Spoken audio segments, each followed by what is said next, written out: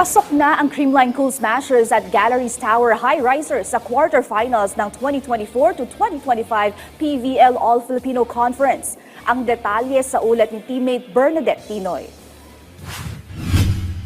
Ginulat ng Galleries Tower High Risers ang buong PhilSports Arena matapos patumbahin ng third-seeded na Signal HD Spikers sa pagpapatuloy ng 2024 to 2025 Premier Volleyball League o PVL All-Filipino Conference. Sa unang dalawang sets pa lang dinominana ng High Risers ang Spikers, 25-17 at 25-22. Bumawi naman ang Spikers sa third set, 25-19, ngunit hindi na pinakawala ng number 10 team ang liderato sa fourth set para tapusin ang laro sa score na 25-19. Dahil dito masisilayan na sa playoff ang koponan sa kauna-unahang pagkakataon. Ika nga bilog ang bola dahil ito na rin ang unang panalo ng High Risers kontra sa Spikers.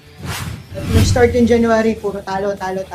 Then yun, we came into realization na, teka, hindi pwede itong ganito. Pero proseso talaga lahat. Pinag-aralan din talaga namin yung galaw ng signal. So, yun. Thank you, Lord. All glory to God. Pinangunahan naman ni Isa Jimenez ang team na may 23 points mula sa 22 attacks and 1 block. Samantala, sa second game naman, winalis ng top seed na Creamline Cool Smashers ang kupanan ng Next Led Chameleons para mabulsa ang quarterfinal ticket sa liga. Nagtapos ang laro sa score na 3-0. Itinanghal naman na player of the game si Kyle Negrito matapos magpakawala ng 15 excellent sets, 4 points, 4 attacks, and 4 excellent digs.